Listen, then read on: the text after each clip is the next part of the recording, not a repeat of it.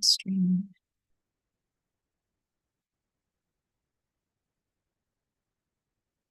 Welcome.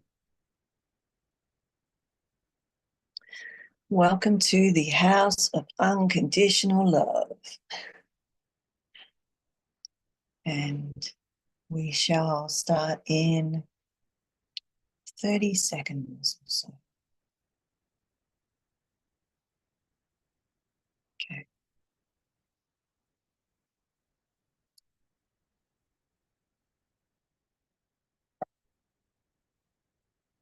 Aloha and welcome. Thank you for being here today. We're going to start today with a ringing of the gong. And I'd like to set an intention with the gong today where as we listen to it going into the silence, that we rest in that silence inside of ourselves. This space that is beyond words and action. It's this stillness within us, this unconditional place within us. And so as we ring the gong, I would like to give everyone an opportunity to just follow the sound into this more of a silent place inside of ourselves as a blessing and prayer that we can do together.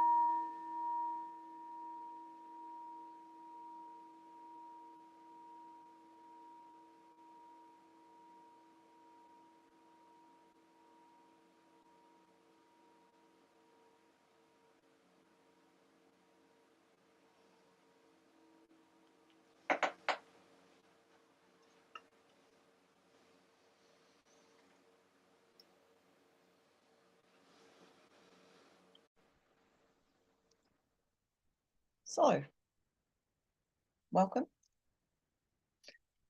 I'm Simone Ishnan. This is Kiyose. And we are your Ministers of Unconditional Love.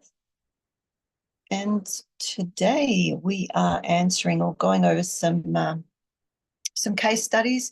We do have the chat on many of the platforms. So say g'day and, even adding what you're getting from these particular, hey, Lisa,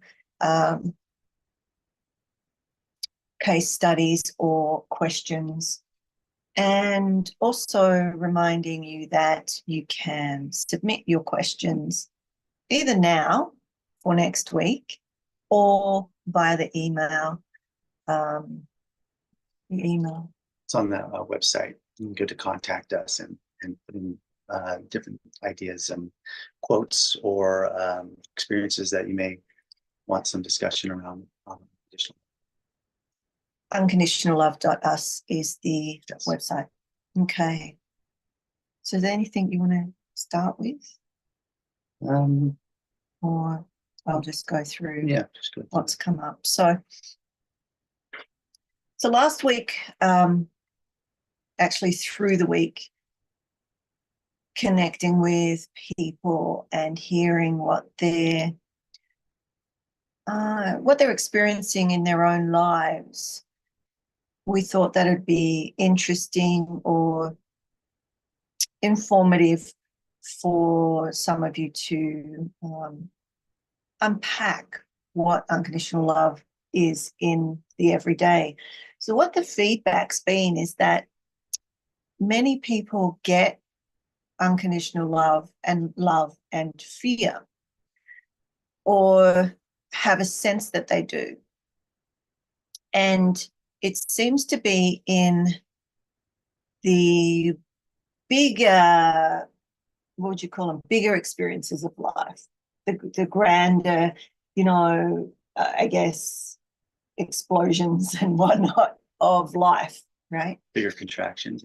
Bigger contractions, or constriction, where it hurts a little, or there's a sense that, oh, that's uncomfortable. Not necessarily good or bad, just uncomfortable. And so, that's the feedback, and that's also my experience. When we bring it down to the everyday, when we're looking at the smaller, relational, or with parents, with children, with your partners, with people in the world, in basic everyday interactions. Is that what you would say?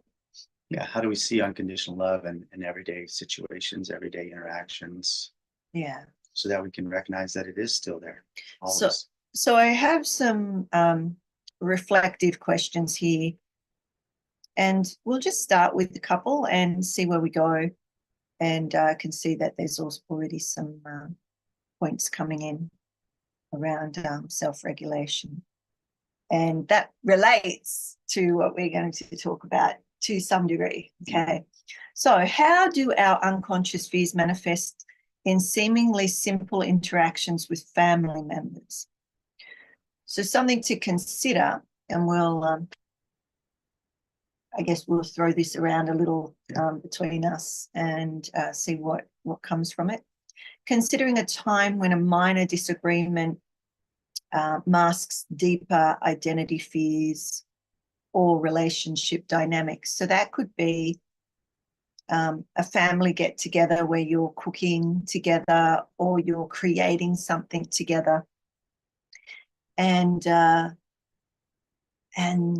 there's a sensation, I'm going to say, which is fear or fear of love, comes up and creates some movement. Yeah, could be a minor trigger or a minor movement within the body of information. So I'll break it down, because there's a specific one that I said to the lady who shared this with me. Creating dinner with a couple of family members, a sister and a son, and the son wanting something, and there was a fear that the mother was feeling, aka overwhelmed, and later there was projection, and she thought she was conscious of what was going on.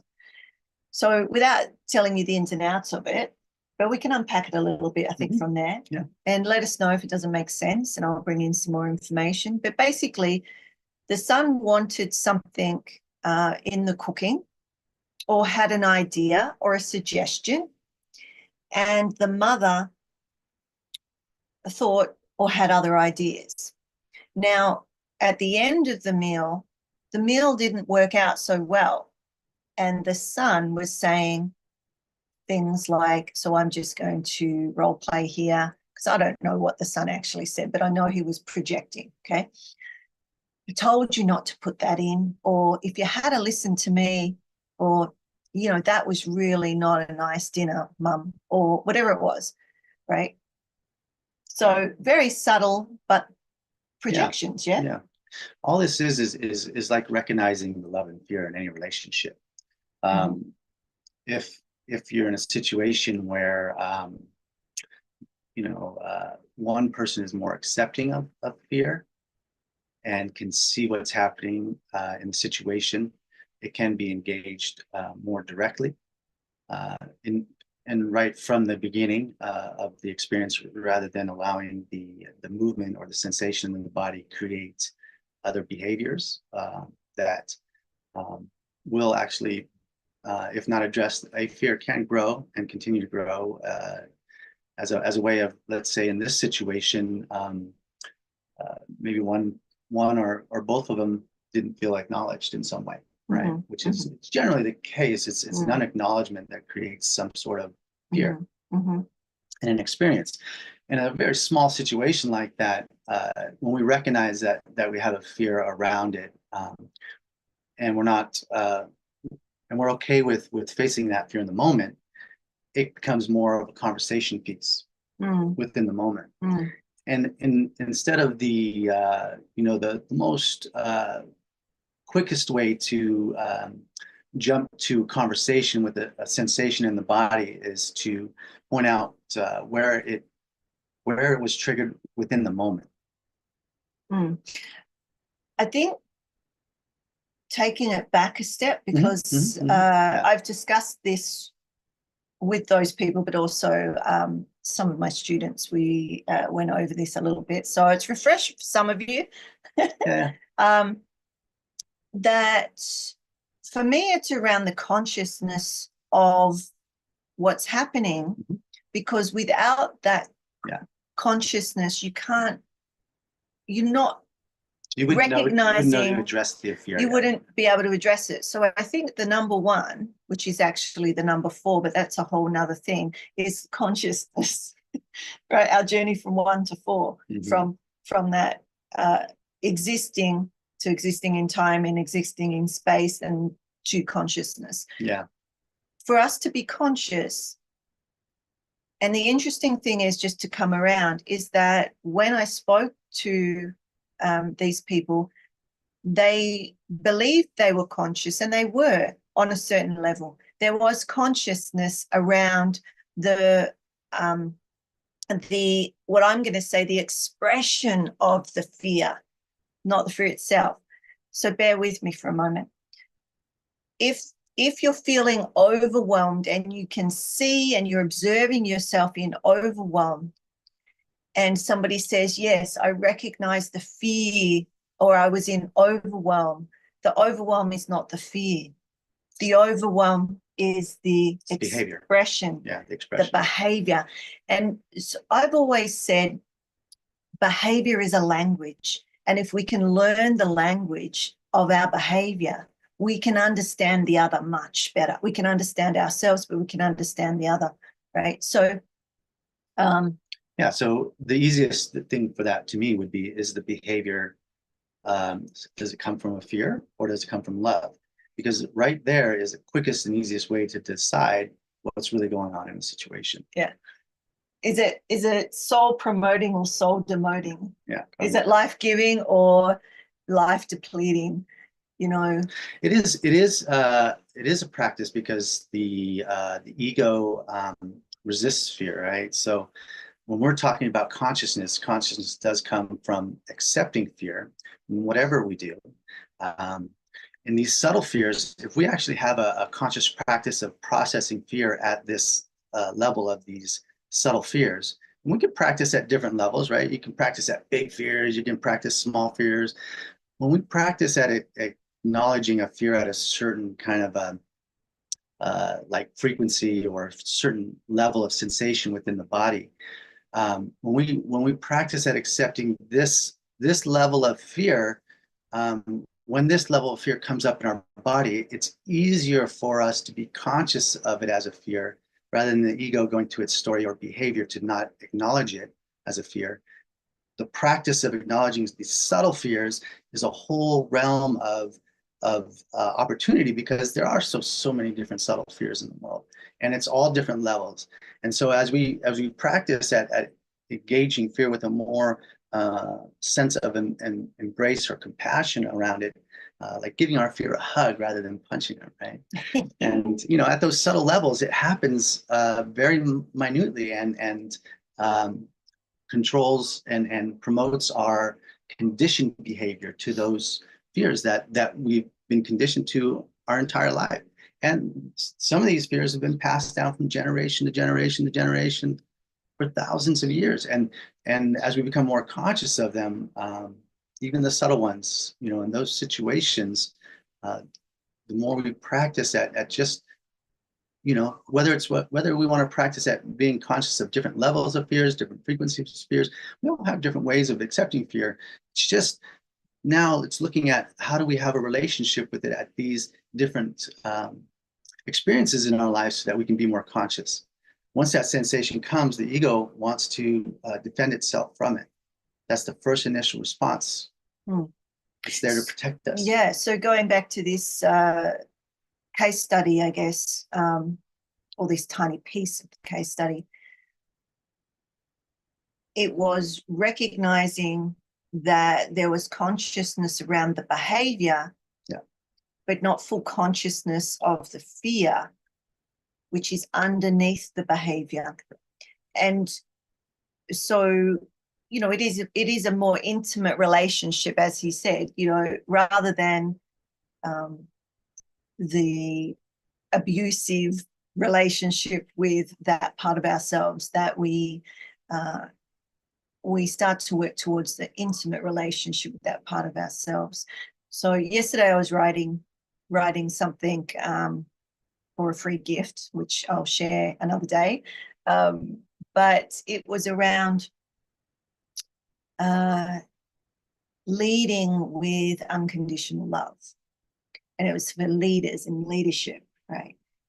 And when we were discussing what to call it, because we always, you know, discuss, you know, what to name something, or what sounds true. Does this represent what we're speaking about? We'll brainstorm on just about anything. Yeah, everything. Everything. However, leading with unconditional love has so many layers to it, right?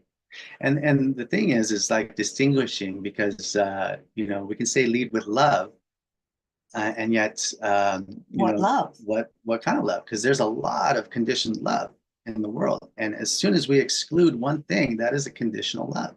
And so, you know, it's like, how do we define this type of leadership, or this type of when we want to lead with love? When you're moving, when you're, go ahead. Being clear about what type of love that is, because in our world, the amount of conditioned love is endless. It's endless.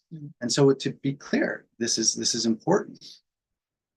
Yeah. So I went off on a little tangent there. What I was bringing that up for was to say, well, what you touched on, like, you know, what love are you talking about when you say, you know, we just need love in the world? So, you know, I was talking with a group of 13 entrepreneurs and businessmen and women, and they were all talking about love, how to, you know, lead with love, and love loud, and all this sort of stuff. And our question is always, what love are you talking about? Right? Is it, you know, because our beliefs and conditioning patterns, I think next week we'll touch on beliefs. Create lots of conditioned love, lots of conditioned right. love. What does it mean? And where does your understanding of that come from? And if you're not conscious of that, and you're saying, I'm leading with love, or even unconditional love, what does that even mean? And I would, you know, and especially in this case study that we're talking about, there is it's like being able to acknowledge the sensation as a fear in the moment that comes with consciousness and practice of accepting fear as part of life. Because the ego's first response is to protect ourselves. When we feel something, we go to protection. And the story that we tell about that is a way to avoid it. So being unconditional love in that situation is accepting that fear as ours. I can tell you more. Taking ownership of it. Right? So like, I have a fear of this, not you did this, so it scared me. No. It's taking ownership of it, because in the situation, that was what triggered it. If we're conscious enough to catch it right in the moment, the sensation, and be okay with the fact that it was fear, then we can take ownership of that. I have a fear. Yeah. You know, and most people, when you talk to them about that, they're going to want to solve it because that's what the ego does. They're going to want to love you up in a way that is less restrictive. Yeah, or because you're constrictive. not projecting that fear onto them. So let me tell you more about the playing out of this scenario. So the mother was creating a new recipe. Part of the recipe was a herb or herb, as you say in your country, that she didn't like, or usually they don't like, right? It's not their favorite, but the recipe said to put it in. But because it was a new recipe, and so there were all these thoughts going around, and they're not particularly unhelpful thoughts. They're just looking at the situation and going, I want this dinner to be, I want this dinner for my family to taste good. There could be a fear. The recipe says this. A couple of us don't like this herb. And there was a few other things, I guess, and we can put in whatever your fear might be around that. So ultimately, the fears, if we bring them right down, were not doing a good job, not doing good enough. Yeah. What are some other things off the top of your head? Like the fear of not being good enough. There's, and the idea of the fear of people not liking it, and then if you create something, often it feels there is a fear of the unknown in that situation. Yes, the fear of not knowing. That's a big one. There is an idea of wanting to explore something that they're not sure if it's going to be good or not, and the son was like a little afraid of that, and so didn't want to explore that. And all this is happening underneath, perhaps, in the conversation throughout the evening. All of this is kind of underneath until the end. Yeah. When the son may have said something about the fear that he was. Let me tell you more about the smaller fears on the other side. So there was I think the fear of not knowing and then doing something incorrect, right? Doing something wrong, and then it, being projected in, they're not going to like, or they're going to talk about me not being a good cook, or whatever that might be. I'm making some of this up, all right? The fear of right or wrong is a huge one in our society. Now, the other side was, we'll just say the son, could be anybody, any of you, right? Or me, or you, us, could say, I don't like that, don't put it in. Or you don't like that, why are you putting that in? Or any of those, anything else similar. And that's not listened to, that's not heard, right? So I'm not heard, I'm not seen, I'm not important. What else? Yeah, I mean, all those are just not being acknowledged. Not being acknowledged. I'm not acknowledged.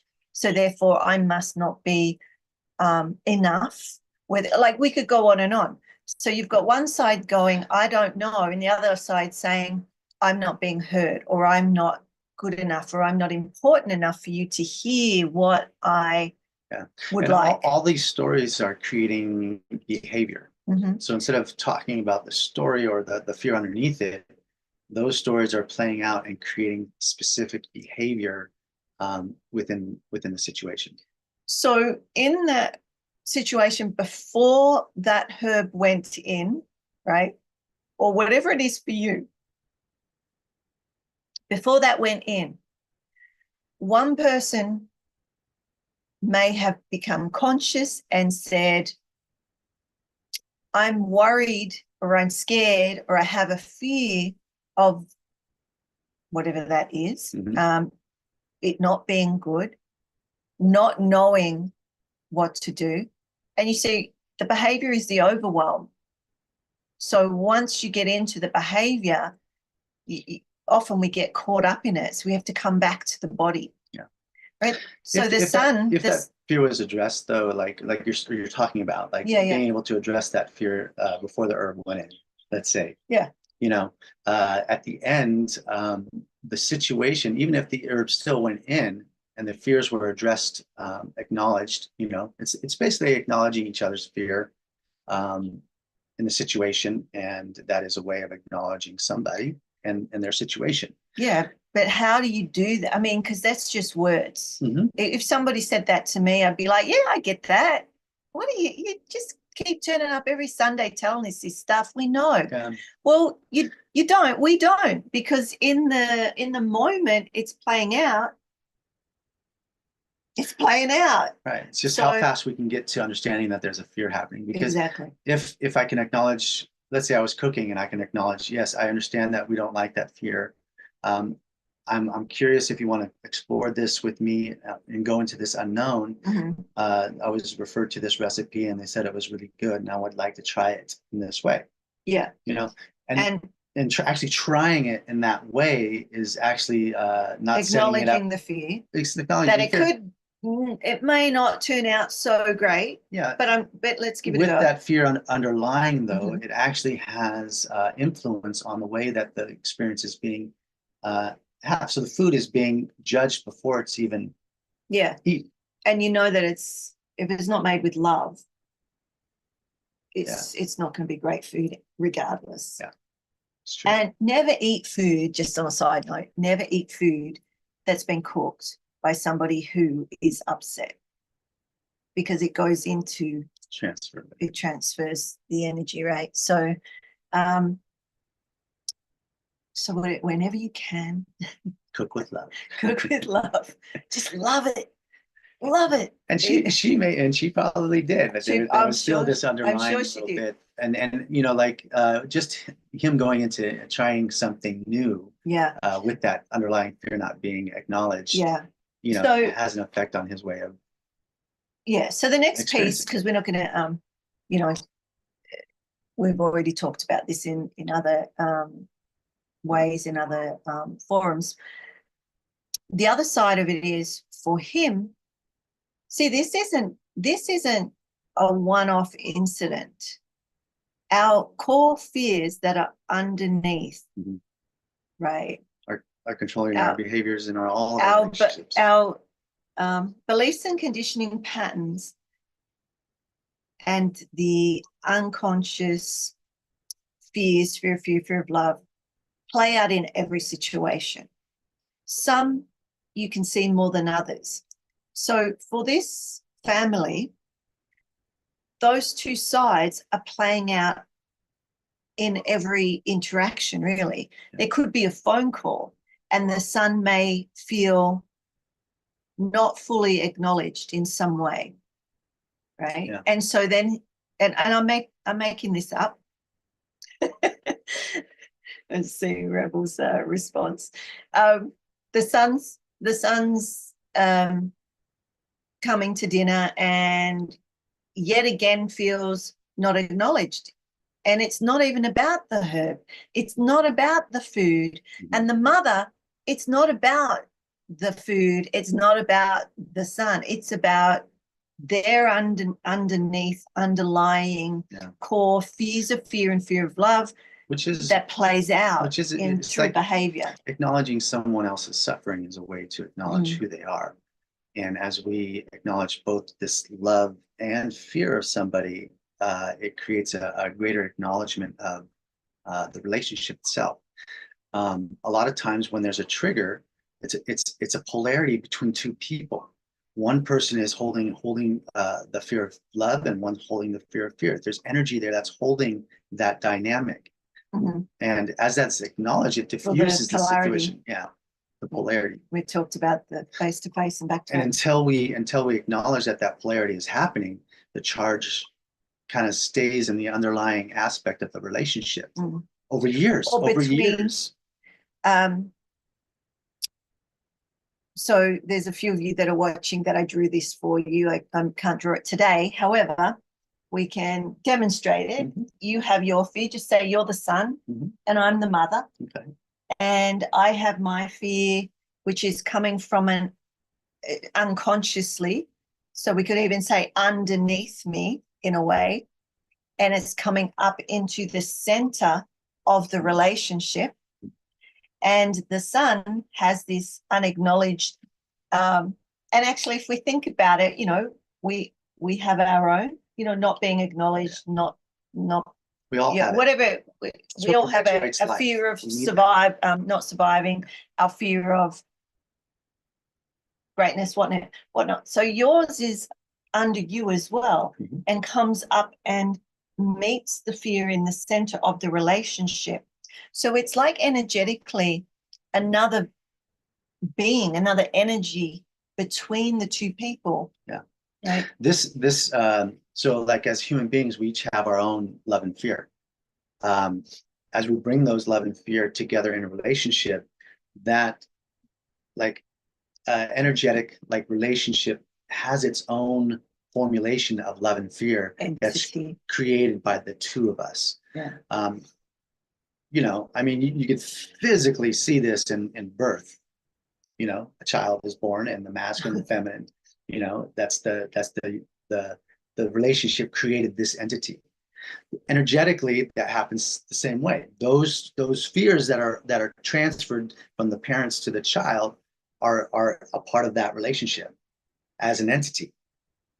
In the relationship ourselves, that entity is not a child, it's an energy or an experience of the relationship within our nervous system that is basically like putting together both of our love and fears that we both have. It's like a binary code. Some of those fears match and some of them don't. Some we have the same fears, some we have different fears. Some we, you know, if one person accepts a fear and one doesn't, there's an ability to support the other person.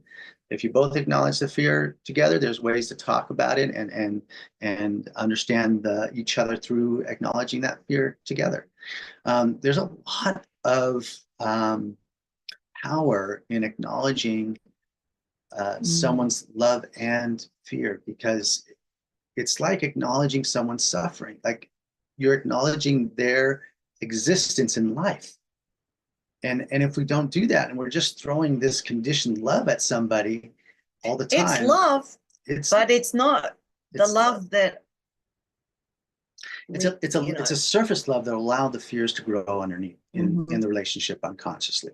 And as those fears in the relationship grow unconsciously and continue to get triggered and triggered and triggered without getting repaired, they will continue to grow. And the relationship, as you grow, will become more and more strained because that fear is not being addressed. And you, in a lot of instances, you don't even know it's there. And this is why we're here. This is why we're going to be here 3 Sundays a month until because we are unconscious of it. I mean, we've created egos that keep us from feeling we're all like humanity is. You know, it's not like we're sitting here, we know it all. We don't. We practice it every day. It comes up, bites us in the butt, and we look at it and you realize, oh, there it is. The more we know, the less we know. Yeah. You know? Yeah.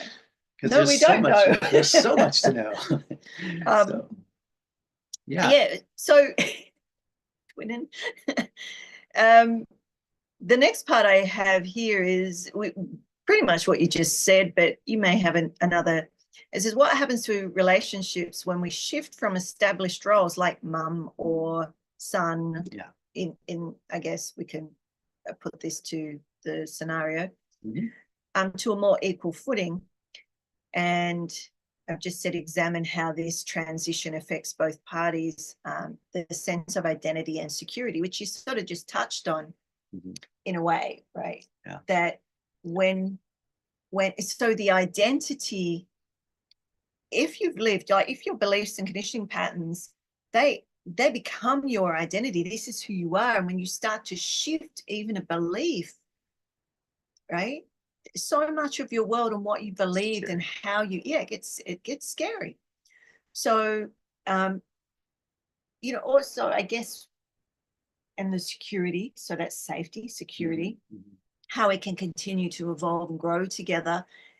If the identity is shifting and the security is shifting in that moment, does that make sense? So think about some of the conversations we've had with family, without mentioning any names, but somebody here recently, and how that was so distressing on some levels, and so freeing on others. And so freeing and beautiful and healing on another.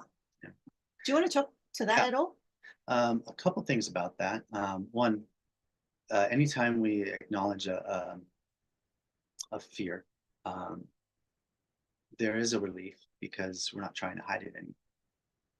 You know, there's so much energy in trying to hide our fears that when we come out and say that we have it, there's a relief. And that is the healing, right? There's a release.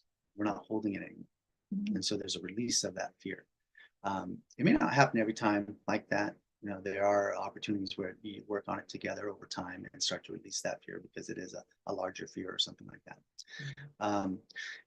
When we're talking about parents and children shifting relationship, this is definitely, you know, something that I'm working with right now with my children. They're both off on their own and starting to live their lives. And so it's looking at how to shift our relationships into more of what adult to adult rather than an adult child, or the identity of the child to the adult. And you know, that's not something that would necessarily happen overnight. It is something that takes time. The parent takes on a certain level of the child's fear to help create safety. There's certain conditioning and patterning that is created around that type of experience. When that shifts and the child goes off on their own, it's like now they're having to become responsible for their own fears as an adult. And if they continue to lean on the parent for accepting those fears for them, it creates the relationship and keeps it within that level of relationship where it's just a parent and a child relationship. Some of that information will never go away. We can develop and create a more intimate relationship as two human beings rather than a parent and a child. There's certain aspects of when there is a child, you want to take care of them, you want to protect them. Those are all part of it. As children get older, it's time for them to take on and learn about those fears for themselves. And how they take responsibility for those fears in themselves is how they shift the ownership of that in the relationship with the parent. So that shift can be scary because the parent was comforting a lot of some of the fears in the relationship that as a child might be considered you know, taking care of them. It's just how much we choose to do that. In our society, we can see, and you know, I've done it too, where I wanted a better life for my children. And so I tried to provide more for them, or a better situation for them, or whatever. I tried to do the best I could as a parent, right? To create a better experience for them. So I'm just going to jump in and say, can you see the fears in that? Yeah. Right. So, you know, which is, there's no right or wrong here. No. It's okay to have fears. There's a, you know, I want to create a better life for my children. So is there a fear around not doing that, and where's that come from? Is it a conditioning? So this is the consciousness. Yes. Yeah. Just in. It's all conditioning. Yeah. It's all conditioned behavior, right? The thing with doing that is we're removing some of the fears. So like some children may not have same worth ethics, right? Because the worth ethics weren't work or worth? Work. Okay. Work. We'll start with work ethics. Right? We could say worth. We could say worth. That's what I heard. I heard worth. Either one, but who's working with worth? Ethics. Work ethics. Probably a few of us, right? Yeah, but the work ethics, the actual labor, the older generations understand hard work more than some of the newer generations because of that, right? And so it's like shifting that. How do we shift that as going from a parent to a child relationship to a parent to two adults actually having an opportunity to be conscious of the unconditional relationship that's happening? Because as a parent, child, it's unconscious. The child is not conscious fully of all the things that the parent may do for them until they become a parent, and then they discover, wow, all the things that their parents did, and maybe some appreciation at that time because it's not understood. Oh, so you're saying, so let me translate this into Australian. Yeah. So I feel like you're saying that there are relationships, for instance, child adult relationship, and because in my head I'd be like, why aren't we raising our children to be conscious of their fears, even when we are supporting and helping them grow and co-regulating their nervous system and so forth? Yes, we're not saying, oh, I'm scared that somebody's going to break into my house to a little child, because that might terrify them. But to lock a door, in some places, like, growing up, we never locked a door or a window, but I'm getting older now. So back in my day, we didn't lock our cars. We didn't even have cars. No.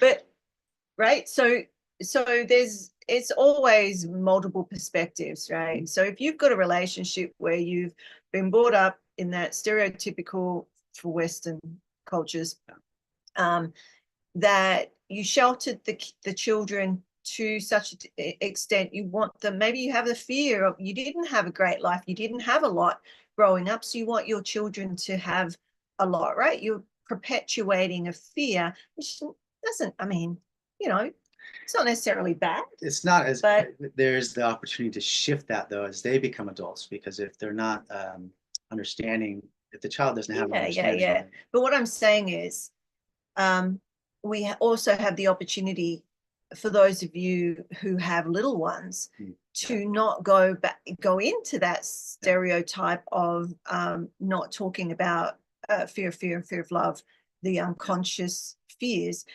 and also how we're moving through life, how we're conditioning or not conditioning our little ones, right? To get to that in the end. So okay, put that aside. What you're saying is, okay, we both have 2 girls, so 4 girls between us, and they're adults, young adults. Some of them are older adults, and they've been conditioned by our beliefs and conditioning patterns and the people around them, right, to this point. So how to, for instance, if you wanted to have a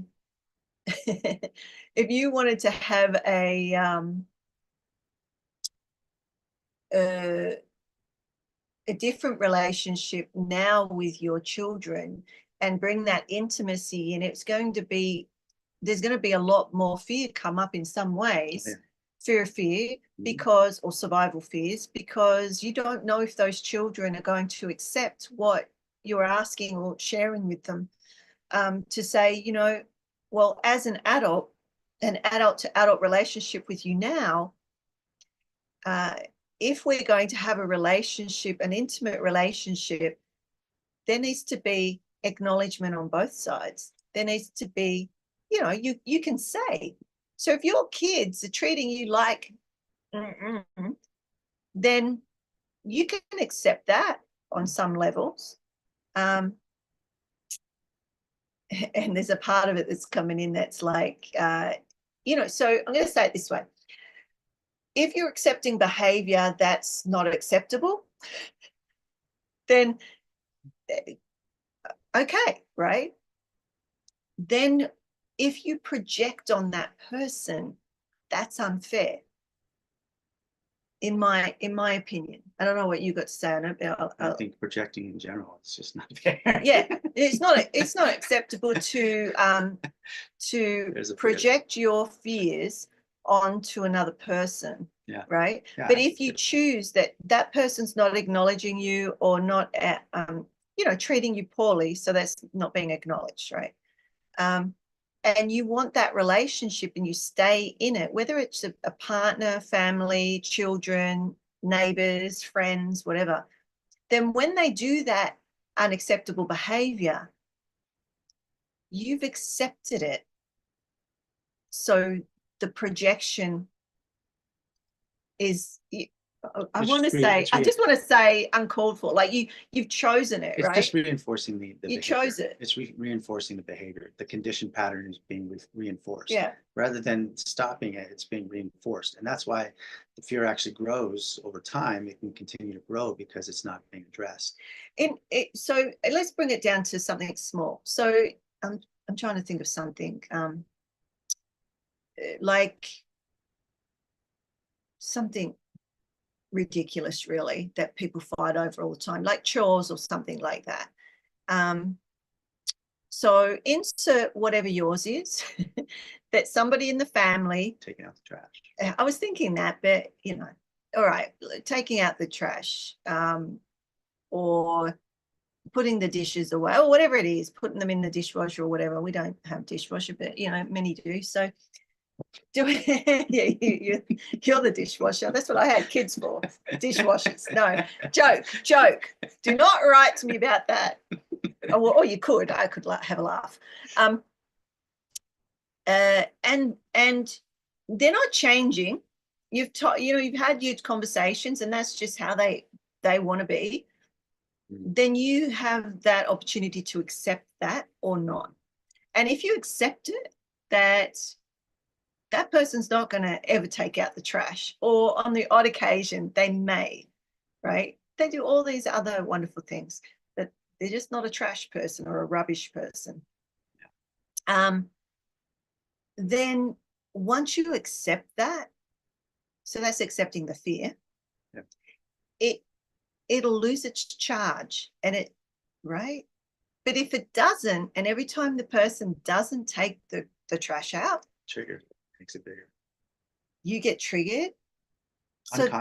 Unconsciously. So basically, if you can accept it, great. If you can't, there's a problem. So really, it's not about the person doing the trash or not. No, it's not at all. Or maybe it is for you, because I rarely do trash. I mean, I can, but it's. Yeah. We do different things for each other, and it has become acceptable. There's relationship's different. There's no division of labor in the traditional way in this house, and that's how it is, right? If there's a big enough fear on it, and somebody, so for instance, you come to me and say, look, I want you to do the trash for a while, because whatever, then we can, I'm never doing that. I'm afraid that I'm not being acknowledged. Right? Yeah. Whatever that I'll say, all right, I'll do the trash. Really? No. See, that's a projection. If she would want to work with me on that fear in that way, she could, and that would be acceptable. I could choose to. Yeah. In any relationship, we say, well, if you take out the trash once in a while, it's acceptable. Yeah. And then, or maybe I'll just take out the trash all the time. I don't have a problem with it.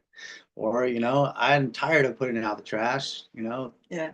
I'm done. Yeah. And then it creates the tension. Yeah. Yeah. Because really, I'm not bothered either way, right? But you don't know that unless you ask me. Yeah. Well, if there's an unconscious fear, I could bring it up and we can talk about it, whatever. Yeah. There is, it's still not the fact that, there might be a fear that you have a fear of taking out the trash, right? And that's how they're butting up against each other. Those two would be butting up against each other. That's the polarity of the situation. Well, the fear that there'd be a fear of taking out the trash, and there'd be a fear of not taking out the trash. Yeah. And that's the one between the two. Yeah. Or even the fear of not doing it the way that the person wants it. So you're best to let them do it. So you don't know unless you ask. This way. You don't know until you ask. So the point is, there's vulnerability. That's, I think, the key there is you have to be, especially now because the ego doesn't accept fear. There's a certain level of vulnerability we have to be okay with, and that comes with practice. So if you're practicing being vulnerable, there's all kinds of techniques to help practice being vulnerable, and we are comfortable with being vulnerable. It makes it a way easier. So the smaller things aren't an issue if you have that commitment, or you've had the conversation within the family. So I just heard somebody say in my head, maybe there are parts or people in your family or friend groups or whatnot that you don't feel safe enough, or you don't know how to approach them to have the initial conversation. With us, it is a commitment to working on the fears between us.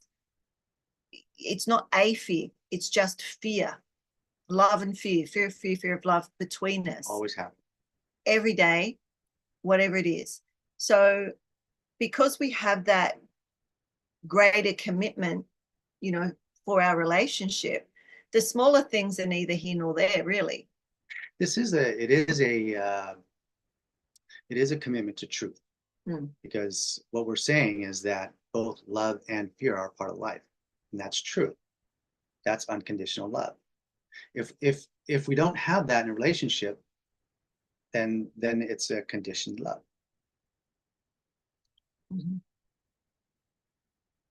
Yeah. All right. So have we stretched that to kingdom come, or is there any breath left in what we were talking about?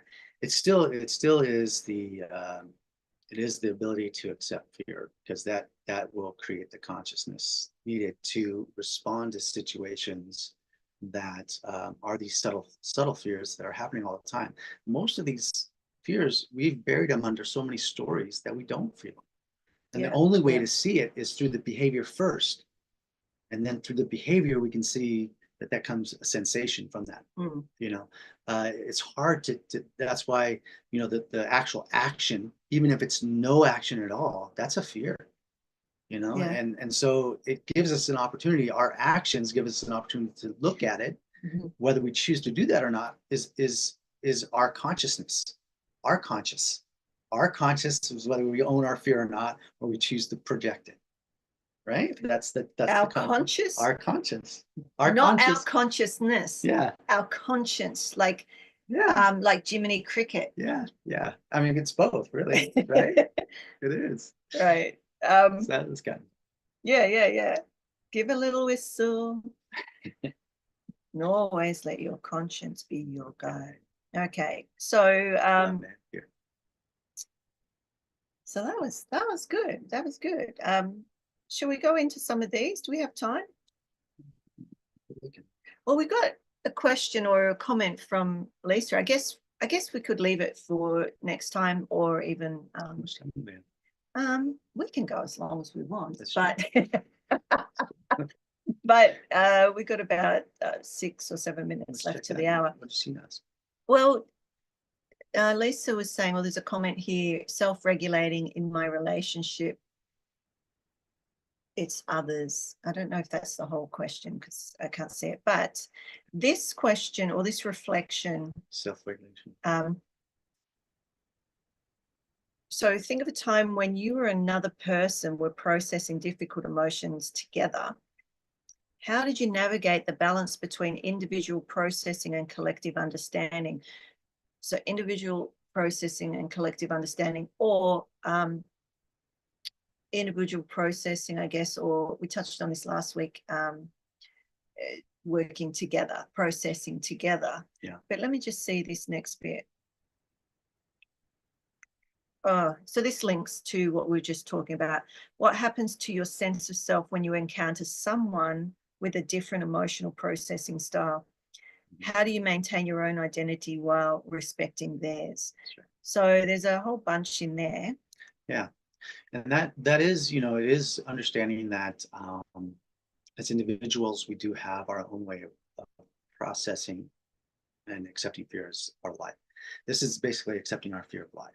We have our way of doing that. We can refine it. We can continue to practice at it, and train at it, and we can do all kinds of different things with it. It's our choice.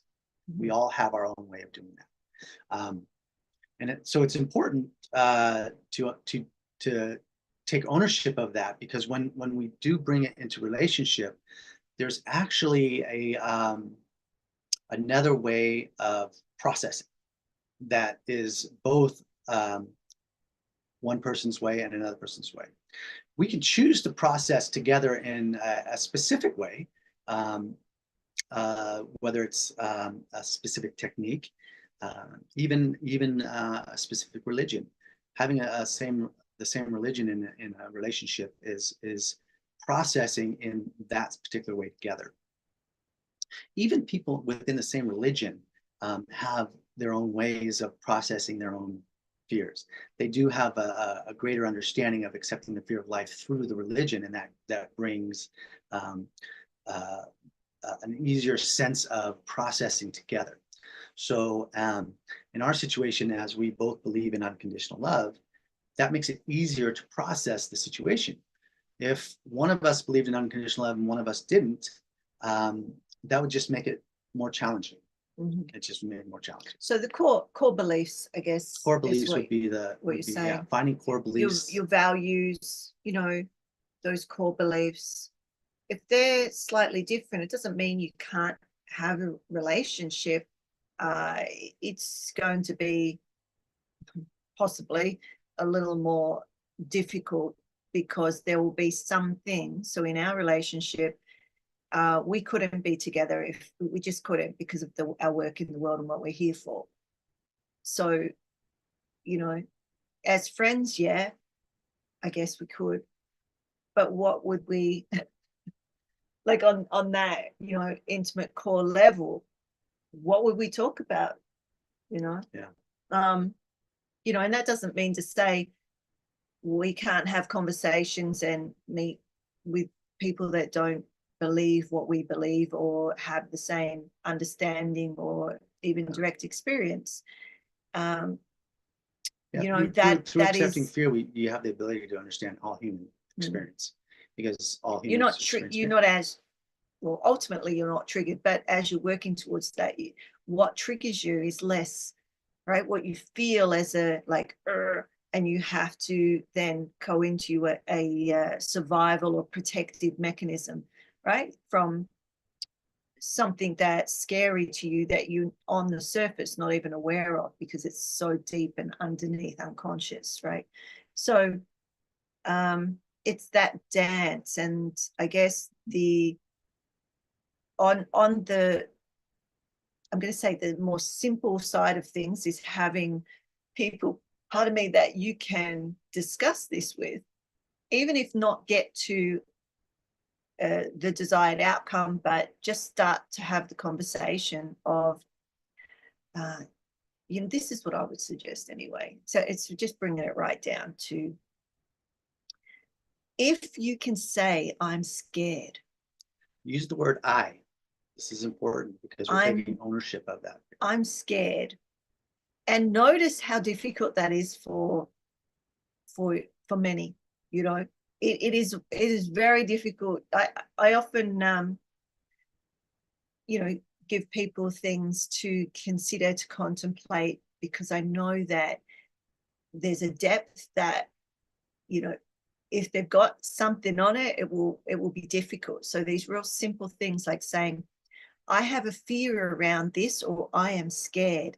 And just notice, even with me saying it to you, if you feel a shift in your physical body or even your energy, right? There's a fear there. And so if you can practice, it's if we attach to the fear or not, right? yeah, if we're you going to feel it. It's just whether we choose to actually yeah. grab onto it and hold it and make it big, or just let But it if go you through. can practice saying that, That's because a good this start. is It's a where good I start. started. This is very, like, you know, I'm a warrior woman, right? I have trained in things that will blow your mind.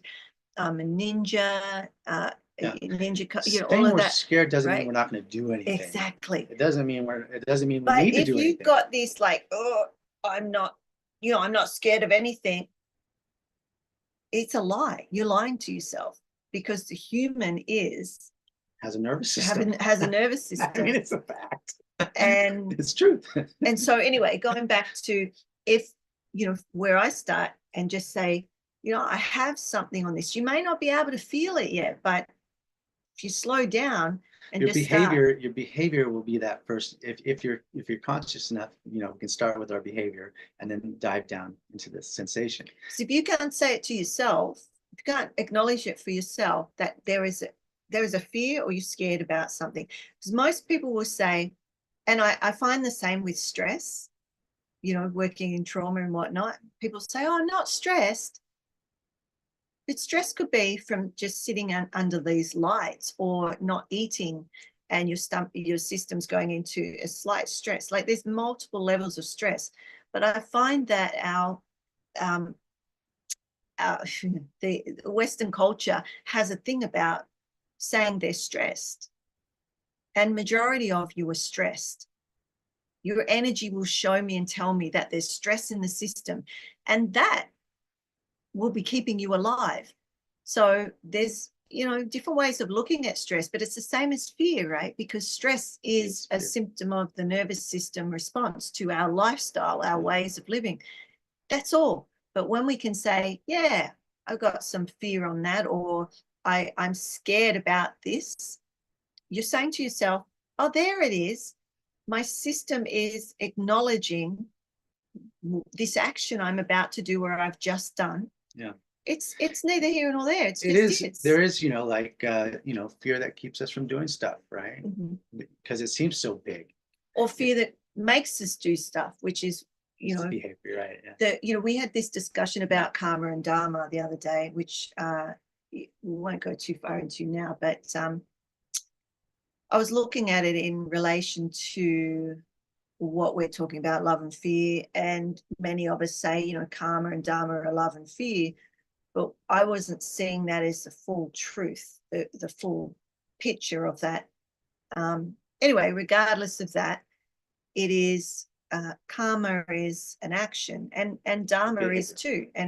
And so dharma is like a soul supporting or promoting action, and karma is a soul demoting or restrictive action or behavior, right? It's an action because it's a behavior of fear, fear of Which love. Could be frozen, not doing anything, could be running, fight or flight, right? Fight, flight, all the F's they have now for that. Yeah. Could be any of those. Yeah. So, you know, there's why I said that was because there's so many levels and dimensions of what we're talking about. And sometimes the you know, when we hear a word or how we have been taught, or different cultures, different ways of knowing have spoken about certain words, you know, we take that because that's our belief and conditioning. And it can take a minute to shift that perspective, to go, oh, I'm not taking anything away from myself by saying I have some fear here, I'm scared. So a lot of the spiritual teachers will tell you, you know, it's all about light and love, right? What about the rest of life? Right? It's all about life. Our life is that axis of love and fear. We have the, you know, the vertical axis, but if you want to be born and then go back, then go. But, and what I'm going to talk about further in with you know, on Tuesdays and whatnot, is that slowing it down. So one, to consciousness, or the time and space in between, which is our life here on this planet. It's not bad. It's not good. It's time and space. It just is. Love and fear. It slows us down. Yeah, love and fear. It slows us down to experience, to love, to fear, to experience, to have an experience, to exist in a to different way. exist. So don't feel that if you're afraid, it's like there's something wrong. No, it's part of life. It's the in breath and the out breath. Gotta have both. You got to have both, or you're not here. So, you know, really a big part of this this community is being more complete in your experience of life here on this planet. Which another word for complete is unconditional. That's right. Accepting, Unconditional. accepting both. Yeah, yeah, yeah. So we only touched on the nervous system, but the self-regulating or co-regulation, maybe another topic we can touch on. So let us know. But I guess just bringing some closure to when we're born, when we're growing in infancy, our parents are there and our caregivers, primary caregivers are there to help us regulate our nervous system, because infants don't have the capacity to self-regulate. So it's co-regulating, or the parents holding, singing, rocking, all of these things, feeding, whatnot, touch, gentle words, all that, supporting the child to be able to regulate the system until they can do it for themselves. And so many of us didn't have that. I was going to say luxury, but it's literally what parents are. That's a big part of their role. It helps the child survive, right? And so if we don't have that, it's very difficult later in life to co-regulate, to regulate with another. It can be learned, but it's difficult. And also, it's difficult to regulate on your own because you dysregulate it. So there's a great percentage of the community that has a dysregulated nervous system, right? Some of you are able to regulate on your own, but not together. And some of you are able to regulate together, but not on your own. And so, just becoming more conscious of all that, and knowing maybe when you need to take some time to process on it. Just the consciousness that when you're with somebody, if it's too much where you can't process together yet, that taking the space to process in your individual ways, so that when you come back, there can be a greater ownership of the fear instead of the projection back and forth, the you, back and forth. It would become more the I have a fear, I have this, and I am doing this to work with it. Or I need a moment. I need a moment without going. It is both being vulnerable, though, to get back to that place of connection. That when we both acknowledge that fear, then we have that complete connection again. That unconditional connection comes when we are able to acknowledge the fear that we bring to the relationship and the love. So if we're just acknowledging love, then it becomes a conditioned love, because fear is a part of life. It's just it's accepting this truth, and the ego was created to create individuality through the resistance of this truth. And it is important that we have it. It's just like as a child relearning their behaviors and re-understanding the way they are to be in the world without a parent, how to be on their own, accepting and owning their own fear. This is where we are as an evolutionary process, as a human race.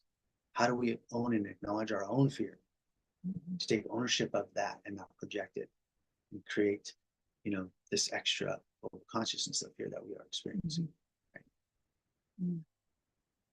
So what came to mind is, and I think this might be what one of the questions were, but we could touch on it another day, just to acknowledge that.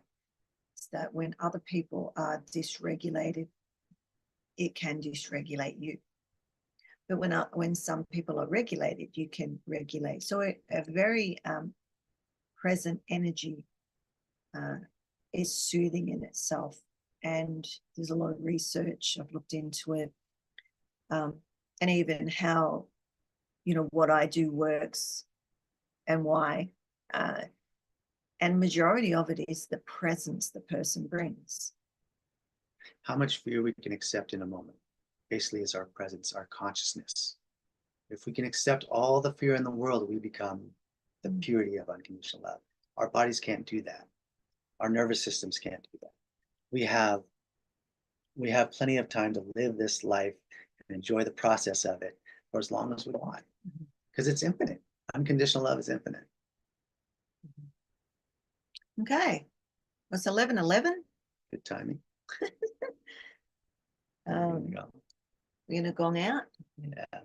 We're gonna gong out. Well, let's do one gong and then sit in silence as an opportunity just to hold presence together. Okay. I'll just have to change the sound.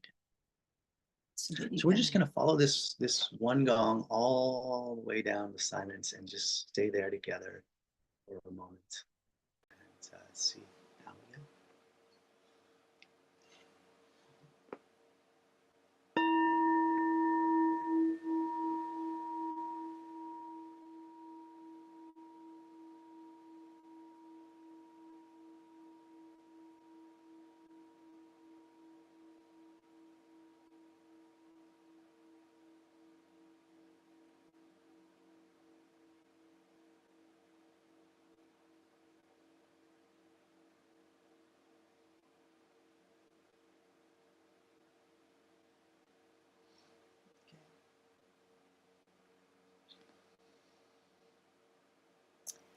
And until we meet again.